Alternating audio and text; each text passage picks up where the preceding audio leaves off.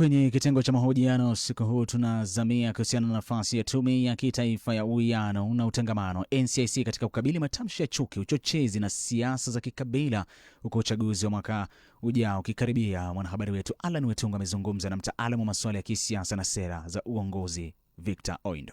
NCIC kuna marekebisho kadhaa yamefanyika katika zile vipengele zinahusiana na NCIC ili kuipea nguvu kiasi ndiposa inaweza kuita mtu ambaye anashukiwa kuwa ametoa matamshi yanayoweza leta shida katika nchi hii. Matamshi ya Bwana Aden Duale yaliweza kulenga jamii fulani katika nchi hii, na kwamba ni muhimu aweze kufika mbele ya NCIC na kujieleza kwa nini na alikuwa anadharia nini wakati alikuwa anatoa matamshi yale. Je, kauli ya Duale ya kutaka yeye na Gachagua waitwe pamoja inaonyesha hitaji la usawa wa kisheria au ni njia ya kukwepa kuwajibika? Mimi naona ni njia yake ya kukwepa kuwajibika, kwa sababu NCIC ndiko na uwezo wa kujua ni nani ametoa matamshi. Hii jukumu la Bwana Duale kusema kwamba Bwana Gachagua pia aweze kufika, ni jukumu la NCIC kuangalia matamshi yale ya Bwana Gachagua na kuamua kwamba matamshi yale yanakinzana